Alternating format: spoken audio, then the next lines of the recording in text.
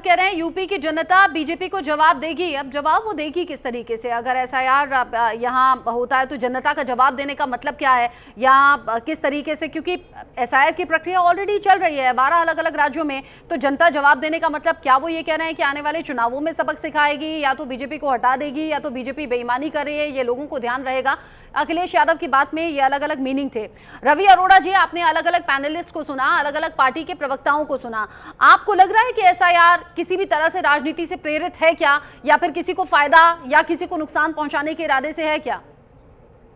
रचना जी, मैं अभी सभी पैनलिस्ट को सुन रहा था और बहुत ही जिम्मेदारी के साथ आपके चैनल पर मैं स्पष्ट करना चाहता हूं कि ये जितनी भी बातें कही जा रही है, असल में बिहार चुनावों के रिजल्ट ने पूरे विपक्ष की नींद उड़ा दी है। ये सच्चाई है। समझना होगा आखिर पश्चिम बंगाल में, क्योंकि सबसे ज्यादा बांग्लादेशी हिंदुस्तान के अंदर 2 करोड़ से ज्यादा हिंदुस्तान के अंदर बांग्लादेशी हैं, और कहीं ना कहीं पश्चिम बंगाल के अंदर बहुत ज्यादा इफेक्टेड है। और अगर एसआईआर होता है तो मुझे लगता है वहां पे जो एक थ्योरी बनी हुई है कि एक खास धर्म को लेकर ही वहां पे सरकार बनाई जा सकती है। तो जज्बातों में बहकर कुछ बड़ा बयान दे गए। आप कह रहे हैं बांग्लादेश से जो लोग आए हैं 2 करोड़ बांग्लादेशी हैं पश्चिम बंगाल में, ये बहुत बड़ा स्टेटमेंट है। पश्चिम पूरे देश की बात करो, पूरे हिंदुस्तान में बॉर्डर एरिया पर सुरक्षा की जिम्मेदारी किसकी है? फिर तो केंद्र सरकार आ जाएगी ना सवालों के घेरे में। बिल्कुल पूछा जाएगा ना, आप कैसे कह रहे हैं 2 करोड़ आ गए? शायद आपको पता नहीं है, बीएसएफ के अधिकारी भी पीछे पकड़े गए थे जो 2000 रुपए लेकर एंट्री करा रहे थे। और सबसे बड़ी बात, ये सीपीएम के टाइम से शुरू हुआ था, ज्योति बसु के टाइम से। और पूरे देश, सेना का सम्मान सबसे ऊपर होता है। वो लोग अपने परिवारों से दूर रहते हैं, ऐसा मत बोलिए। 2000 रुपए लेकर एंट्री करवाई, सबूत क्या है? सबूत क्या है? ऐसे कैसे बोल रहे हैं आप? ऐसे कैसे बोल सकते हैं? चलिए 2 करोड़, मतलब आप कह रहे हैं 2 करोड़ का ही आंकड़ा। चलिए आप अपनी बात पूरी कर ले, तो शुभेंदु जी से मैं इसका जवाब भी पूछूंगी। आप कह रहे हैं 2 करोड़ बांग्लादेशी पश्चिम बंगाल में घुस गए, बॉर्डर एरिया की जिम्मेदारी फिर सरकार से पूछा जाएगा, सेना से पूछा जाएगा। आप अपनी बात पूरी करें। रचना जी, मैं आपकी अपनी बात पूरी करूंगा, सुनिए बात को। बिहार चुनावों के बाद बिहार की जनता ने बता दिया कि किसी का वोट चोरी नहीं हुआ था। ये बात आप समझ सकती हैं। एसआईआर पूरी तरह से मतलब साफ है, वहां जितने वोट प्रतिशत हुए, शायद आजादी के बाद सबसे ज्यादा वोट प्रतिशत हुआ। दूसरी बात, कहीं ना कहीं जिस प्रकार से बात आ रही है संचार साथी ऐप की, आप समझिए साइबर क्राइम के अंदर सबसे बड़ा रोल आज देश के अंदर लाखों करोड़ का नुकसान सिर्फ इसी चीज से आम जनता को हो रहा है। संचार साथी ऐप आम आदमी के लिए मैं समझता हूँ बहुत फायदेमंद होगा। खासकर 17 जनवरी 2025 से लेकर अब तक 5 करोड़ से ज्यादा लोग इसे डाउनलोड कर चुके हैं। 7 लाख से ज्यादा जो मोबाइल चोरी हुए या गुम हुए वो मिल चुके हैं। उसके अलावा 3 करोड़ से ज्यादा कनेक्शन भी। कुछ फ्रॉड रुक गए क्या? बिल्कुल। देखिए, आप जब सरकार कंपलसरी करने जा रही है तो आप इस बात को लेकर सदन में हंगामा करते हैं। आप खुद समझिए, जब तक विपक्ष सरकार के साथ खड़ा नहीं होगा, जो मुद्दे देश से जुड़े हैं, सुरक्षा से आंतरिक सुरक्षा नहीं, इस बात से तो कभी नहीं हुआ। देखिए, आप नेशनल चैनल पर बैठ के आप अगर ऐसा कहते हैं कि कभी नहीं होगा, क्यों नहीं हो सकता? इजराइल के अंदर ऐसा है, बहुत सारे ऐसे देश हैं जहां ये देखने को मिलता है। अपने देश में आपने देखा कभी विपक्ष का काम ही है सवाल करना, सरकार से सवाल पूछना, वो तो करेंगे। आज अगर मैं कोई बात कर रहा हूँ तो यही विपक्षी दल के नेता मुझे भी कह देंगे कि मैं बीजेपी का आदमी हूँ। हाँ, अगर पाकिस्तान की कोई हिमाकत होती है, पाकिस्तान को जवाब देना होता है, तब जरूर विपक्ष साथ में आता है और कहता है कि दीजिए आप मुंह तोड़ जवाब, हम हैं साथ में और होना भी चाहिए इस तरह के इश्यूज पर। डॉक्टरों के भेष में आतंकवादी घूम रहे हैं, उन पर कार्रवाई होती है, बुलडोजर चलता है जम्मू के अंदर, है कश्मीर के अंदर, और ये कहते हैं उसके लिए कोई नहीं जब सामने आता, कोई सदन में आवाज नहीं उठाता, कोई उनके पक्ष में खड़े हो जाते हैं वहां की पार्टी, रीजनल पार्टियां।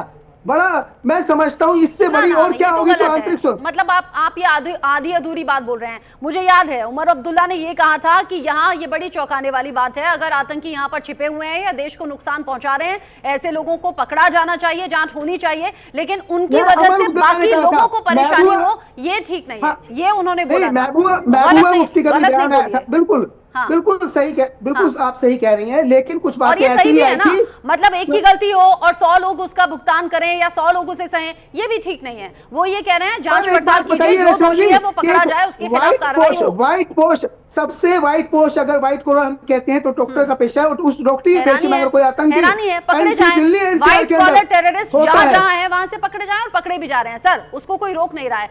अभी जो आपने सवाल उठाया और जो मेरे बाकी पैनलिस्ट ने सवाल पूछे, शुभेंदु जी, एक तो बार बार ये पूछा जा रहा है कि एसआईआर पर चर्चा कब होगी, वो डेट, वो टाइम कुछ है क्या, ताकि बहस ही खत्म हो जाए। ये जो तख्तियां लेकर बाहर खड़े हो जाते हैं, एसआईआर पर चर्चा चाहिए, चर्चा की मांग हो रही है, टाइम और डेट बता दीजिए।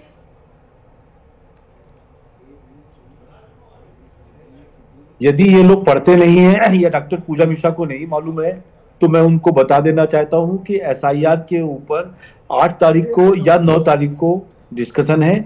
उस दिन आराम से डिस्कशन कर लीजिए, 7 दिन का है, तैयारी कर लीजिए। पूजा जी, मैं बोल रहा हूँ, उसके बाद आप बोल लीजिएगा। आप पूरी तैयारी कर लीजिए।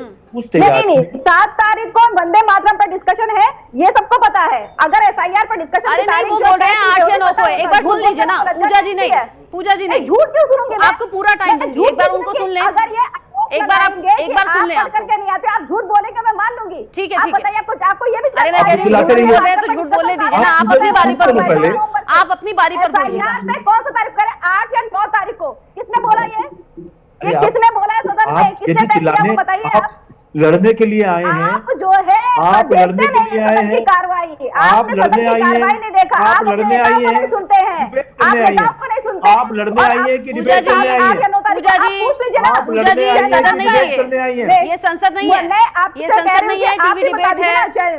संसद के अंदर हंगामा नहीं हो रहा है, यहाँ कोई कार्यवाही स्थगित नहीं होगी। शांत रहिए प्लीज, शांत रहिए। शुभेंदु जी, मेरी बात आपकी बारी आएगी तो बोलिएगा प्लीज। प्लीज सुना जाएगा ना। रिक्वेस्ट है मेरी, शांत हो जाइए, 8 या 9 तारीख को शांत हो जाइए। वो पूरी बात कह तो दें अपनी, बीच में बात काटना गलत होता है, गलत होता है। देखिए, राजनेताओं में ना पेशेंस की कमी बिल्कुल नहीं होनी चाहिए। कुशल नेता बनना है ना आपको, कुशल नेता बनना है या नहीं, बड़ा नेता बनना है या नहीं, आगे चुनाव लड़ना है या नहीं। शांत शांत, patience patience patience patience please.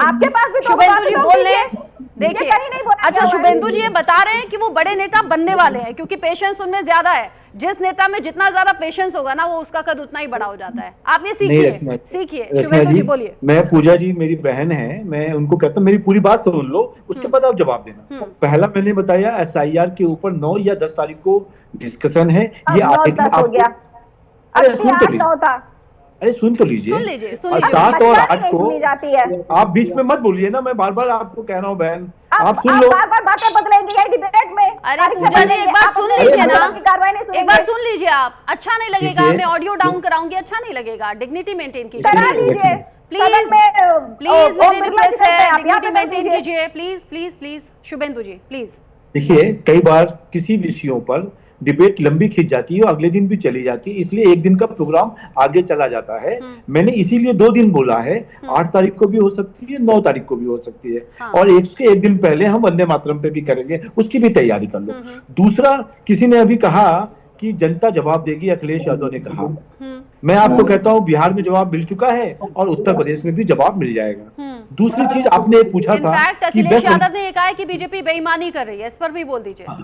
बेईमानी करिए, जनता जवाब देगी। तो जनता ने बिहार में जवाब दे दिया है और उत्तर प्रदेश में भी जवाब देगी, समय आने दीजिए।